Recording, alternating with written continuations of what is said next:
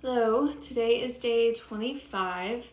I'm on my last week of intensive outpatient treatment, so I went back to work yesterday, Monday, and then I have work again tomorrow, Wednesday. So this week I'm just doing outpatient on Tuesday, Thursday, Friday.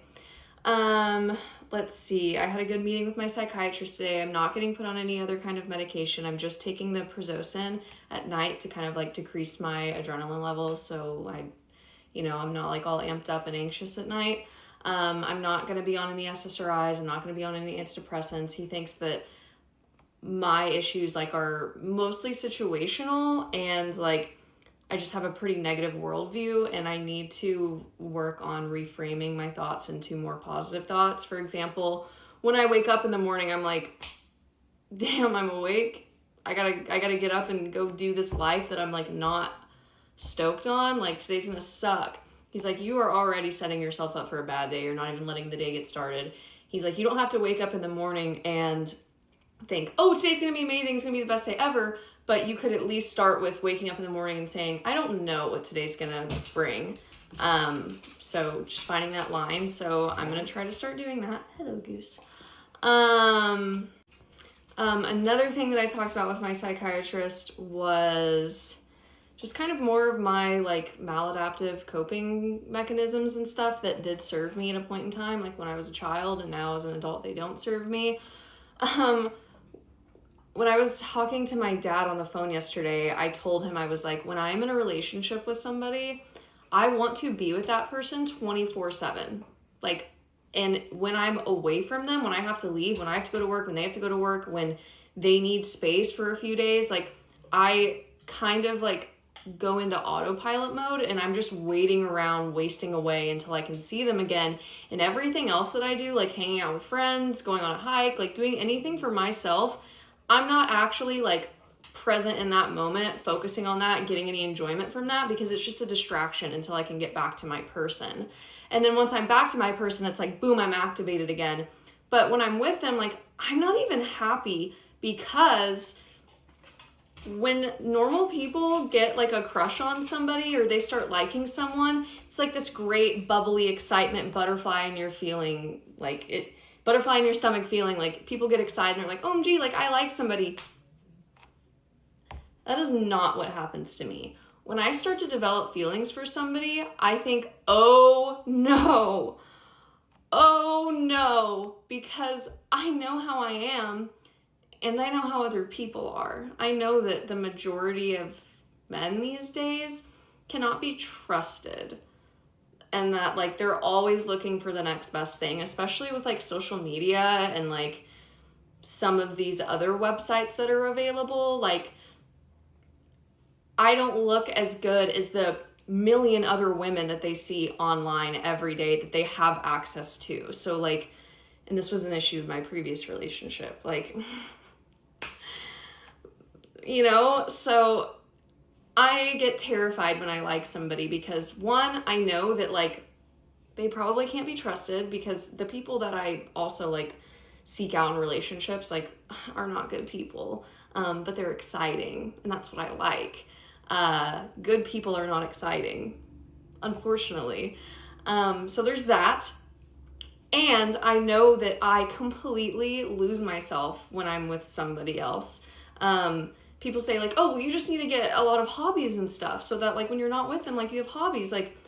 Even if I have hobbies going into a relationship, I will abandon those things, because my new hobby, my favorite hobby, is being with this person no matter what we're doing. For example, in my last relationship, before I entered that, I had in my head, I was I am never going to just sit around at some dude's house on their couch all day watching TV. I didn't move to Oregon to sit on somebody's couch and watch TV all day. I moved to Oregon to be outside and experience things and do all of these things. What did I do when I got into this relationship? Every single weekend, I was just sitting at this dude's house on his couch watching TV. And just was wasting away. Wasn't doing any of the things that I wanted to be doing, because I was with this person. And I think a big reason why I did not get up and go do the things I wanted to do is because I didn't trust him. I didn't trust that, one, he would understand that I want to go do other things, and like, you know, that he wouldn't break up with me because I'm not spending time with him. And two, I didn't trust that he could be alone. Like, I needed eyes on him because I didn't trust him. I was worried about cheating. I was worried about, like, you know, like, and so, one, I need to be a lot more picky with the people that I'm letting into my life. And two, I do just need to be alone for a very long time while I go to therapy so I can heal this part of myself that like uses other people as an escape. And it's gonna suck because I am a serial relationship hopper. Like, my whole thing is like love, but I don't even like it when I'm in love because I'm terrified and I'm scared and it's a horrible experience for me. It drives me crazy. It makes me depressed. It makes me anxious. I get paranoid. Like, I can't focus on anything else. I isolate myself. I turn into this like zombie waiting to be activated when I'm around them again. Like, it's pathetic. Also, I have super poor boundaries. And that's what my my psychiatrist was saying today. He was like, when you don't set any boundaries and you let people walk all over you, you turn into a doormat. And what happens to a doormat? You get shit all over you. People are stepping on you, wiping shit off on you. And what happens when you wake up and you realize, like, I have shit all over me. I have to say something so that this stops. The other person who's walking all over you is like, why are you being weird? Why are you making a big deal out of this? Like, why are you being crazy? Why are you now choosing to set a boundary and stand up for yourself? Which is what happened to me. I finally was like, okay, I need to start changing some things about this. And they were like, oh, you're stressing me out because you are setting boundaries and like you've never done that before. So like, I'm out. Yeah. So a lot of things that I'm thinking about, a lot of things that I need to work on, obviously. I'm looking forward to just being alone. I've never done it before. I have never been single for an entire year. I don't think I've ever been single for 6 months. I don't think I've ever not been talking to someone with the intention of like a romantic relationship. I don't think I've ever done that. I don't give myself any time to heal. Like, it's horrible.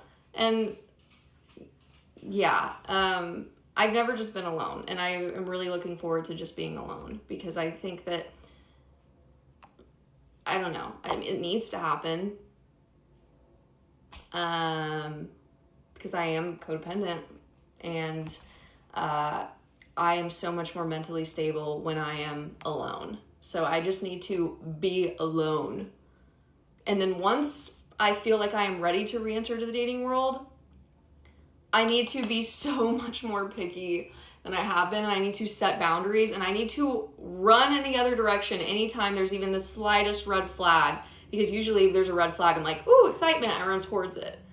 I've got to get a backbone. I have to not play about myself. I have to love myself enough to like choose myself over and over and over and over again. And I don't think I'll be ready for that for a long time. So in the meantime, I'm just going to be alone, and that's fine. So yeah. Oh, I got my new driver's license in the mail. I did that today, and I vacuumed out the glass from my truck since my window got broken, all of that. So yeah, things are happening. I'm feeling like a 6 out of 10 today. Yeah.